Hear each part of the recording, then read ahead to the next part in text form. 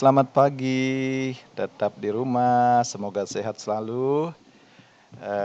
Kita bekerja dari rumah, produktif dari rumah, ya. Jadi pagi ini kita akan coba saya akan sharing bagaimana cara mengetahui spesifikasi komputer, ya. Ketika kita mau beli komputer harus tahu komputernya speknya seperti apa. Tapi tidak cukup hanya mendengarkan dari penjualnya atau dari brosur yang ada.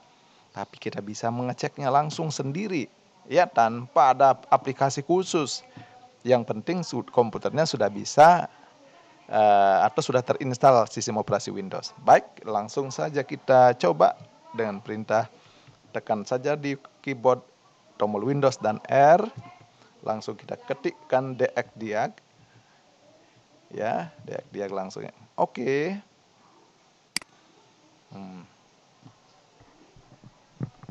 Kemudian kita bisa melihat di sini sistem, ya. Yang utama kita perhatikan adalah satu, pabriknya juga dulu penting, ya.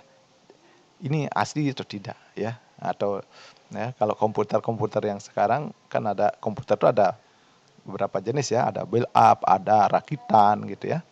Nah, di sini kita lihat yang pertama manufakturnya, ya. Pabrik yang membuat ini adalah HP, ya, ini sudah cukup lama. Ya, HP ini juga komputer yang lama, ya, artinya sudah terkenal. Kemudian modelnya ini, ya, speknya akan sama. Kalau HP kalau sudah model seperti ini sama semua, ya. Kemudian BIOS-nya, basic input output sistemnya, ya. Yang penting di sini adalah prosesor terpenting, ya, Intel. Nah, jadi prosesor itu ada prosesor Intel itu, kemudian ada apa, Athlon, ya, atau apa namanya, ada Celeron, ya.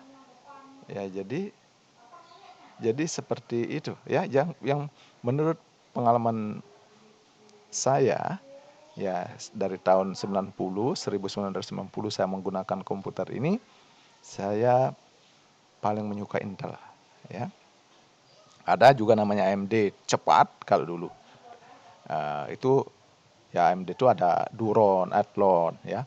Itu cepat kalau dulu, ya, kalau dulu tahun 90-an itu dia cepat tapi tidak tahan panas. Kalah kecepatannya Intel ini dulu. Tapi sekarang mereka semua produk itu sudah hampir sama bagusnya menurut penulis, ya. Menurut pemahaman saya pakai Intel juga, memakai juga AMD, ya. Jadi sudah bersaing gitu, jadi tidak perlu khawatir. Sudah kelemahan-kelemahan dulu itu sudah teratasi semuanya.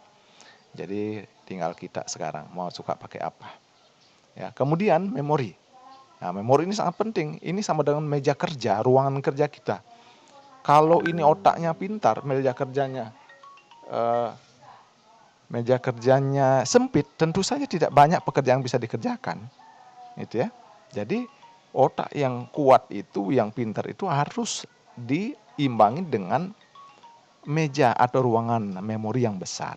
Kita lihat di sini memorinya sebanyak 8.192 MB, ya. Atau kalau kita jadikan giga dibagi 1024. Nah, sehingga kita dapatkan memorinya adalah 8 giga.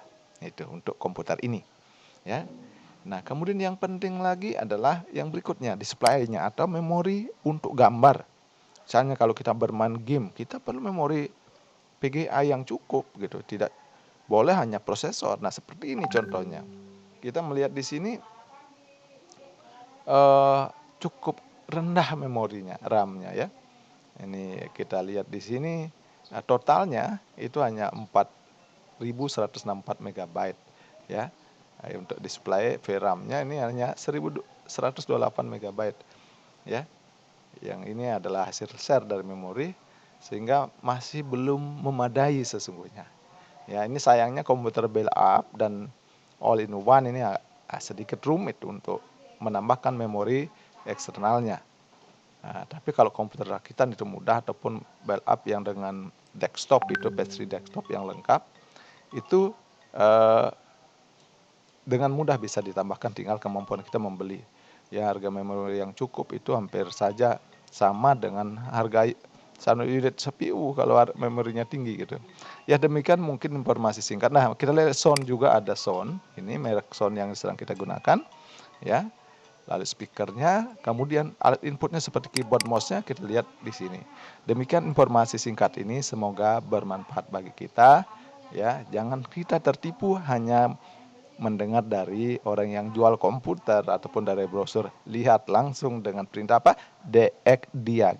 Tekan Windows tambah R, ketikkan diag lalu oke. Kita bisa melihat spesifikasi komputernya. Terima kasih.